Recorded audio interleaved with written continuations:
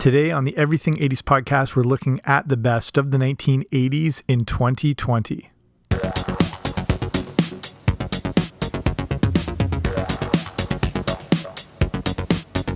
Hey there, what's happening? Welcome back to the Everything 80s podcast. I'm Jamie. Thanks for coming on out today. So here's what we're going to do. We're going to look at some of the topics related to the 1980s that I found the most interesting through 2020. It's stuff I've covered on my blog, everything80spodcast.com. I've covered on the show. So we're going to look at a handful of these things. We're going to take a look at a book sequel that was almost 10 years in the making.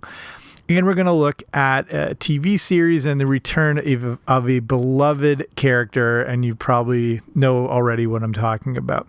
So we'll get to all that in a sec. If you haven't already, make sure you subscribe wherever you find your podcasts. I should be there. I also want to give a shout out to the Patreon of the week, Vince, aka Space Ranger 74. Thank you for your support.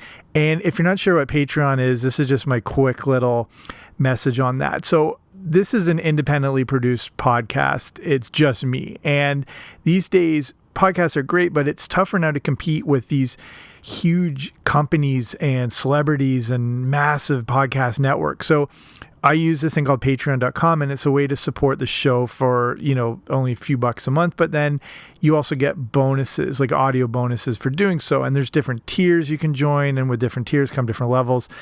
With the Boba Fett level, it gets you access to the Everything 80s movie club, where I review the good, the bad, and the ugly of the 1980s movies, just for Patreon. So if you want to check that out, go to patreon.com/80s, 80s, or whatever you're listening on.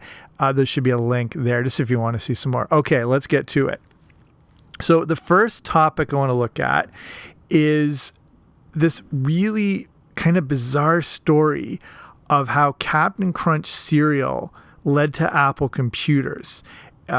If you heard this episode or heard me talk about it before, you're probably a little familiar, but this is a story that goes back into the 70s, also into the 80s, and it has to do with a random toy. It was this Captain Crunch Bosun whistle, which was in these boxes way back of Captain Crunch cereal. So the interesting thing with this whistle is it made a specific tone.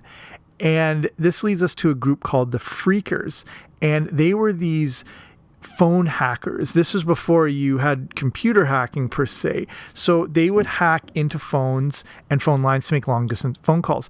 So the thing with this Bosun whistle, because it made a specific tone, it could sort of hijack the phone signal and you could start making long distance phone calls. And that gave rise to the Freakers and all this sort of stuff. And this thing got so big that there was an article in Esquire magazine about the Freaker movement and these little boxes that they had created that could, bypass the phone signals and make them for free. So this article's in the magazine, and a mother in Berkeley, California happens to see it and thought it would interest her electronics-obsessed son, and that turned out to be Steve Wozniak. So he freaked out about this article. He loved it, and he showed it to a friend of his named Steve Jobs. This really psyched them, and this whole Freakers movement really encouraged them to sort of do their own thing and sort of take advantage of this new technology and everything like that. So they both come up with what they called the Blue Box, which was their invention to, hook onto phones and to bypass the signals and using these digital tones and everything. And this is really the foundation for Apple computers.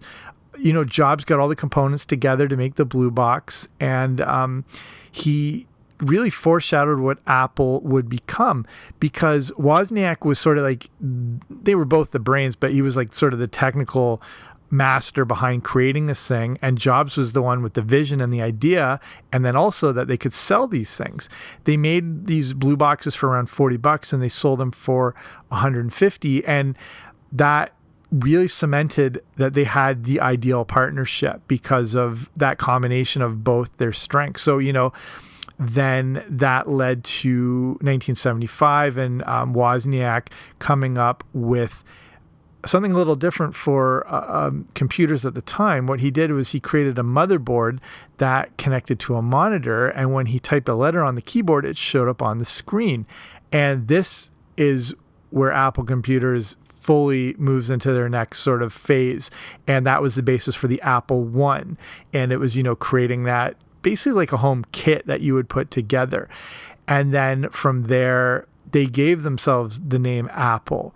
And that led to, the Apple II, and then the Mac, and then the iPod and the iPhone and everything like that. So it's really amazing. If you've read the book Steve Jobs by Walter Isaacson, it's one of the best biographies out there on this crazy but incredible man. And the interesting thing is, we look back now, if it wasn't for Captain Crunch cereal and that little whistle, we probably wouldn't have had Apple. And Wozniak claims, like in the book, he said, if it hadn't been for the blue boxes, there wouldn't have been an Apple. And then Steve Jobs backed this up, saying he was 100% sure there wouldn't have been an Apple without the blue box. And it was all because of this little toy in a cereal. The next thing I want to cover is the great Michael Keaton backlash of 1988. And this is pretty relevant because there's always been these sort of moments where there's so many Batman movies and it's introduced who's going to play Batman, and it's happening right now again. And with mentions that Michael Keaton will be potentially again involved in Batman. I'm not sure how it's all going to work, but depending how old you are, if you grew up during this time, you remember the backlash that happened when they chose Michael Keaton to play Batman. And this is kind of a combination of looking at how superhero movies really evolved into what they are, and then, what the power of the fans can really do. So, of course, it seems ridiculous now, but, superhero movies weren't a guaranteed thing, and a lot of studios actually frowned on them. The big difference was like when Superman came out in 1978, it was seen as a very big gamble to be released by a major motion studio, but the movie did amazingly well. It sort of changed everyone's idea of what a superhero movie could be. It had Marlon Brando in it and Christopher Reeves, and he was perfect as Superman, and the technology was really good and everything was a massive hit. So it looks like everything would be fine, but then the Superman sequels come out and they're brutal and they kind of take the whole thing downhill really quickly. And then comic book movies were kind of back where they started and no one wanted to touch them. And as far as Batman goes, the story of wanting to make a Batman movie goes back almost as far as the original Superman.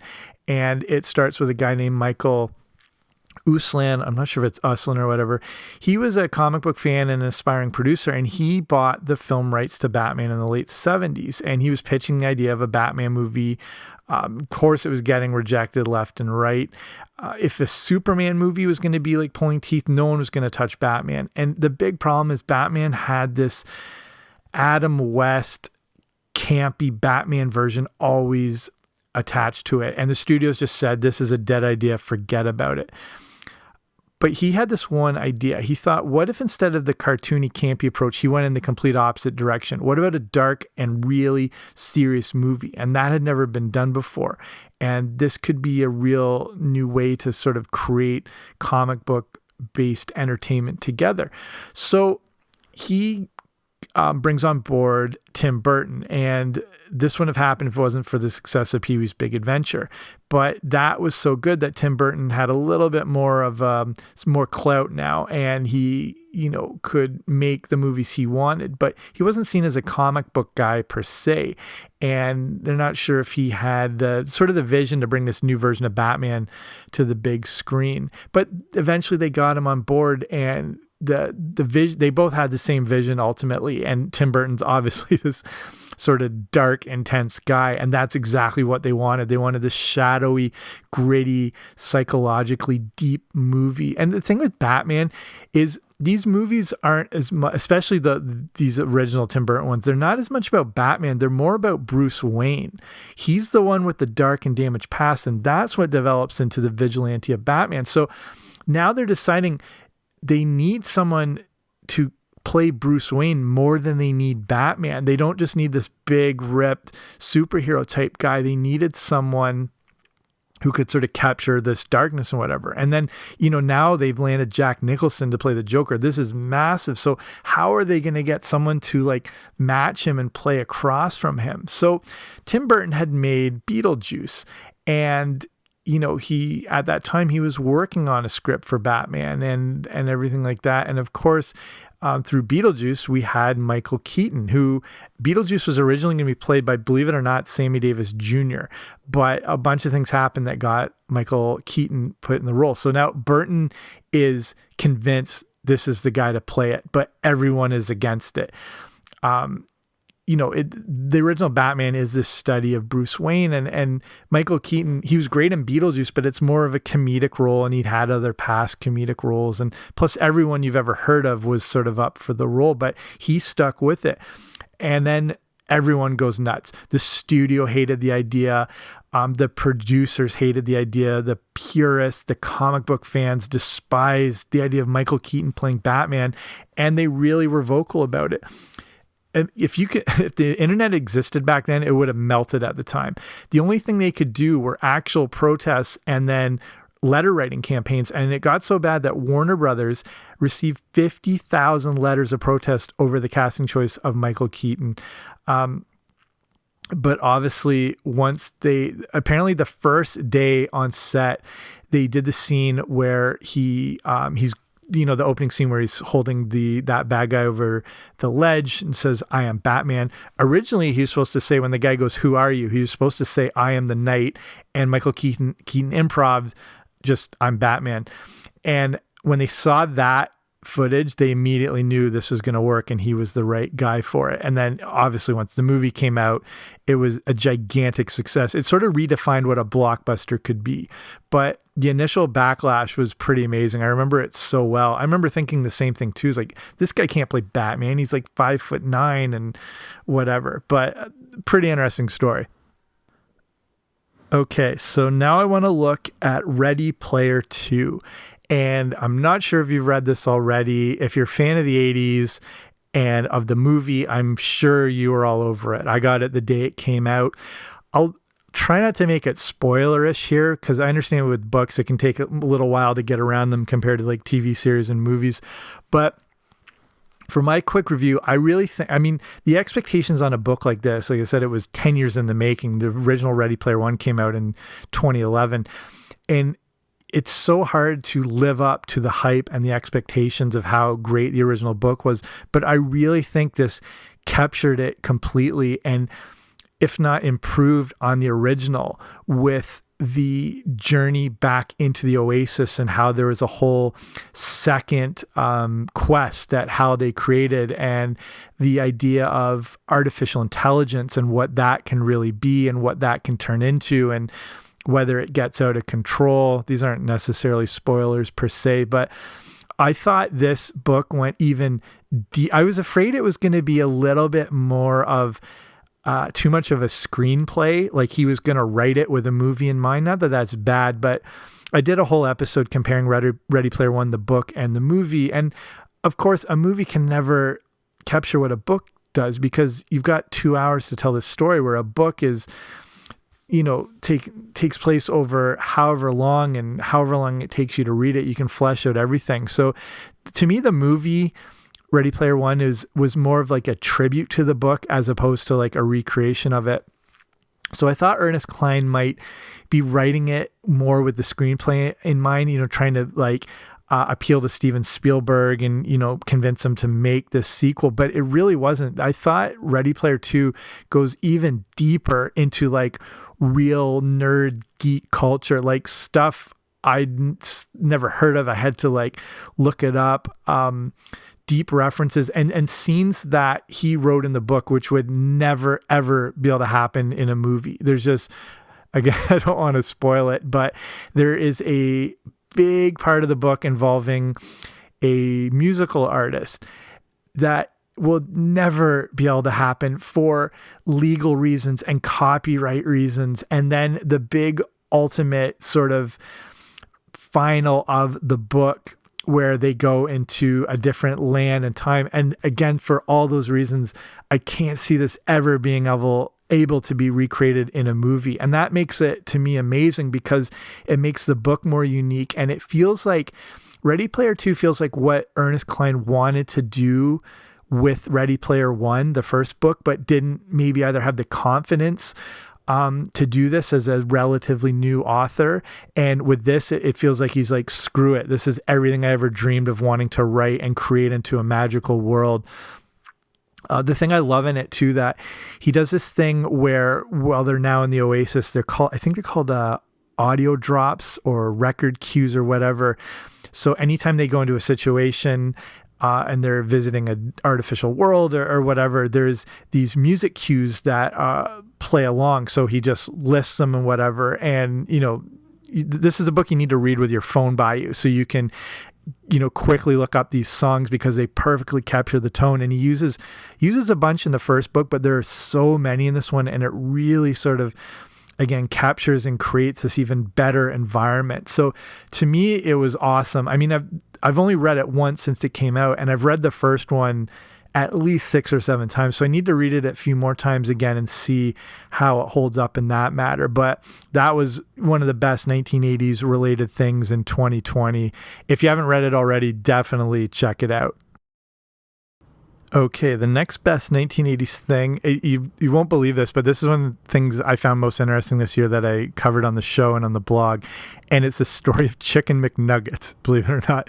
And the first thing, I never realized they were a 1980s creation. They started in, technically 1981, but were fully launched in 1983. I always thought they were something that went back to the 60s or whatnot. But the story starts in the late 70s with a company called Keystone Foods, and they had this idea for a small, like bite-sized piece of processed chicken wrapped in batter and deep fried. And it was thought up by just this guy who ran this food company, and they were ones that were providing the frozen burgers to McDonald's in the 60s. And he, just one of those guys that had the foresight to come up with something like that. So the thing that I thought was most amazing about this is the actual McNuggets were created by a high-end French chef named René Arend. And he was the first executive chef that McDonald's ever used. And they hired him to give a little more design to their foods. And he claims that Chicken McNuggets were his greatest creation. This guy had cooked all over the world. He cooked for royalty. He cooked for celebrities. He was a personal chef for like Cary Grant, Sophia Loren. He cooked for the King of Belgium. He said these were his greatest thing, because the meals that he did for these high-end people he called were once-in-a-lifetime dinners, and they were long forgotten. But he said Chicken McNuggets will go on long after I am gone.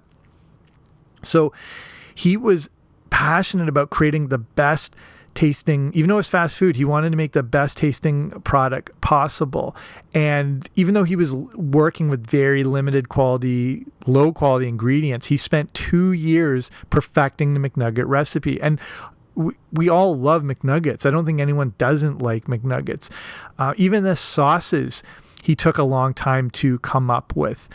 So the thing he focused was on using the breast and thigh meat of the chicken, and he figured out how it could be pressed and designed into various shapes. So he had to design and create these processing machines that were made in Sweden that would cut the chicken specifically. Then the deboning was actually done by hand, if you can believe that. There was tons of people in the plants just to debone chicken. They weren't as sort of McFrankenstein-y as you might have thought. Then he came up with this tempura batter, which was kind of unique for a fast food item. And because he was a French chef, he had this very strong background in sauces from working all over the world. So he went through hundreds of different creations before he landed on 3: hot mustard, barbecue, and sweet and sour. They had some trouble coming up with determining the right cooking times for the chicken, but they would end up being partially cooked in the factories, then flash frozen, sent to the restaurants, and then they would be fried more before serving. And this, I felt stupid about not knowing this, that there are actually 4 different specific shapes to the McNuggets. They aren't random things. They were designed to be in the shape of a bow tie, a bell, a boot, and a ball. They don't necessarily look like that, but that was the whole idea behind it. And, they were meant to be fun, but they were more meant to be strategic, because the shapes allowed to first be cooked evenly and at the same time, and then secondly, to dip properly into the sauces. And the funniest thing, why 4 shapes? So McDonald's head said, besides being for fun, they didn't want to go overboard with the fun. They said 3 would have been too few, 5 would have been like wacky. So you can't argue with that. Okay, the next thing that I found the best of the 1980s in 2020, season 2 of The Mandalorian. And spoilers, of course, here, but I think with the TV shows, I think there's considered an embargo on spoiler talk, and I think there's an unofficial rule of 72 hours where you keep it to yourself, whether it's reviews or YouTube videos or podcasts or whatever, where you don't go super in depth without giving spoiler warnings. But after that's lifted, it's all free reign. And I'm assuming if you're a fan, you've already watched it. The Mandalorian season 1 was awesome and so much better than I was expecting. And season 2 took it to the next level. And I think it's because Jon Favreau was involved with every episode. He didn't necessarily produce all the episodes. He did at least the first one and he didn't even do the last one, but definitely the first one, but he wrote all of it. And this guy has really saved modern pop culture if you think about it. He's saved Star Wars in a sense. He started the Marvel Cinematic Universe. And the Mandalorian season 2 just brought things I don't think anyone was expecting. And it was already so good. The fact seeing Boba Fett again, I didn't think we'd necessarily see him. I didn't know he would be a primary character over a couple episodes. I always thought they were always going to tease him and that's not necessarily bring him in, or, just because they didn't want to go back to established characters and they're trying to keep inventing their own. But I think at some point they just said, screw it. This is what people have been wanting. However you feel about the new sequel, I think they didn't want to risk it and just, bring back the things people love, but bring them back in a whole new way. And to see Boba Fett sort of redeemed for how easily he was killed off. There's no way they were, when they were making The Empire Strikes Back and Return of the Jedi, that they were going to anticipate how popular the character of Boba Fett was going to be. But they gave him real vindication and established him back as this badass character again. And now we're going to get the Book of Boba Fett as its own series. I don't know how that's going to maybe deter from The Mandalorian, but whatever. This stuff is so good, and there's so many great creative people involved that they all stand on their own. And then the fact here's the spoiler, just in case you haven't seen it, so skip ahead or whatever now. The fact they brought back Luke Skywalker is insane. I never thought in a million years they were going to do that. I thought it was more about bringing in maybe fringe characters, lower level names at best. So to see that last episode when the X-Wing comes in, and then Luke comes down the hallway just destroying everything, just like Vader did in Rogue One. Again, Rogue One, I think, not that it's underrated, I think that's one of the best of all Star Wars movies by far.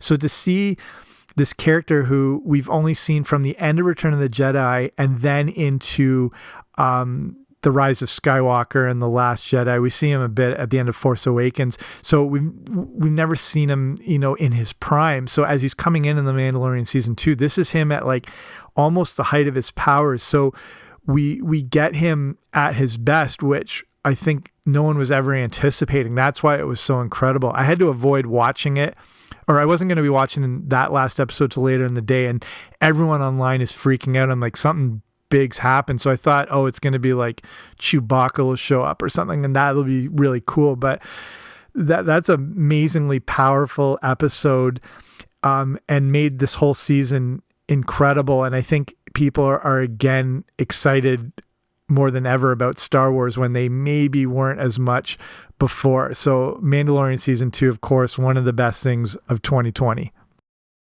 And I will finish with one more. And this is maybe my favorite thing I researched more and looked into this year. You might not think so, but it's the story of Leisure Suit Larry, the original Forbidden video game. And I did a whole podcast episode on this and a blog. If you want to read it, everything80spodcast.com/Leisure Suit Larry. And if you're not familiar with Leisure Suit Larry, this was so tantalizing as a kid, and hearing about this game and never playing it and only hearing the rumors of it, and it's this adult themed video game, and the character, and it was completely bawdy, and it was, you look back now and nothing over the top, but for a kid growing up, it was just mesmerizing. It was one of those word of mouth things that were so powerful in the 1980s.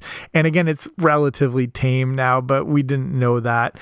So the interesting thing was, this story is the backstory of Leisure Suit Larry. And again, like, I was learning all this for the first time because no one knew all this stuff when it came out. So definitely didn't play it. I knew one person, his dad had it apparently, but he kept it locked up in a desk to play on the Commodore 64. So of course kids are just, wanting to check this out, but never got to. The backstory with Leisure Suit Larry was he was this, geek for most of his life, never had really success with girls. He was a computer programmer, had this sort of meaningless existence. He lived with his mother, whatever. He turns 38, he gets a bit of an epiphany and becomes, more focused on trying to hook up and everything like that, and starts to take over his life, and his work suffers. And then he does this whole uprooting his life. He moves to the fictional city of Lost Wages. But he's so out of touch. He believes that the 70s style is still in vogue. So he wears this polyester leisure suit and he puts together a look that he thinks is still cool. And the origin story of Leisure Suit Larry leaves him selling his Volkswagen Bug. He makes $94. And then he ends up outside Lefty's bar, and that's where the very first game, Leisure Suit Larry and the Land of the Lounge Lizards, begins. So that's the fictional backstory, but how this game came together is pretty amazing. So video games in the 80s were all about, epic adventures and quests and heroes and everything like that. The idea with Leisure Suit Larry was he was going to be the complete opposite of this. The idea was to create a very unconventional type of video game where the hero was going to be mocked and ridiculed. There was no saving the princess here or going through quests. Leisure Suit Larry would be adult themed, and that was going to separate it from what was seen as everything else being like kiddie games. The whole concept was put together by a guy named Al Lowe, and again, he wanted to create the complete opposite of a GQ model in Larry, with the Hawaiian shirt and the gold chain. And again, which is amazing, this was based on a real guy. Lowe worked for Sierra Online, if you know your video game history. They're a video game company from the late 70s. They brought games like King's Quest, Space Quest, stuff like that. When he was working there, he met a salesman who would become the actual influence for Larry. The salesman, who was never named, but was apparently named Jerry, was always away on sales trips and would brag about the women he got with and everything like this. And the guy was hated by everyone, especially Lowe and all the other game coders. So this Jerry guy never realized he was being laughed at behind his back and would become the influence for Larry. And they had to go with Larry because it seemed too obvious to use the name of Jerry. And they went with Larry Laffer just because, again, they thought it was a funny way to sort of mock and whatever. So when this game launched, it was released on a bunch of systems like the Apple II, the PC DOS, it was on Amiga, it was on the Tandy, so it was more of like a PC based game.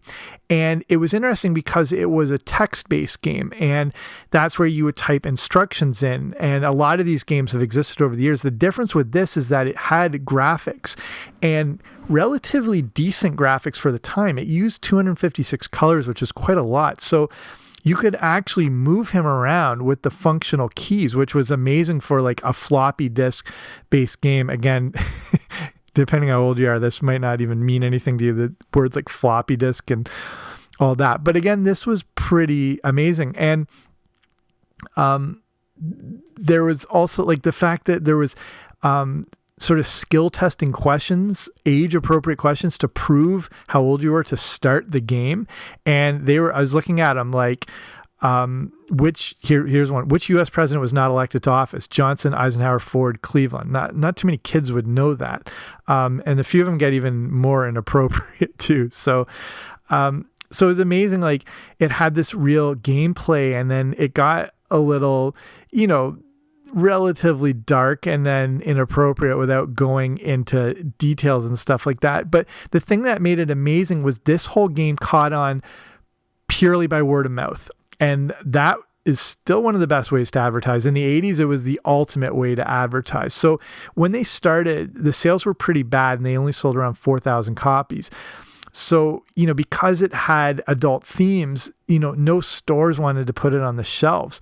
And again, I remember this. I remember the game, and I don't remember any video store or whatever rental place having it on the shelves. And they sure as hell weren't going to rent it out to kids.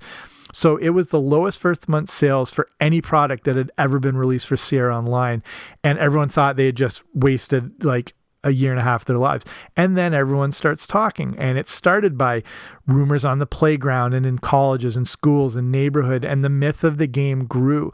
Suddenly, Leisure Suit Larry was the hottest thing in video games, and by the end of the year, they had sold 250,000 copies. And again, no store wanted to advertise or promote it, but they were still selling a ton of copies. And then it was getting great reviews from magazines like Computer Gaming World. And the game was touted for having some of the best graphics and best gameplay on games out there. And it actually won the best adventure or fantasy role-playing game in 1987 that's awarded by the Software Publishers Association. So it's one thing to have hype, but the game actually backed it up.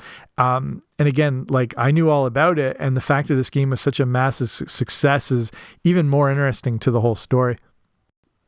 So let's wrap it up there. Thank you for listening. Hopefully you like this look back at some of the things I found the most interesting related to the 1980s through 2020. If you want to see more on the blog, everything80spodcast.com.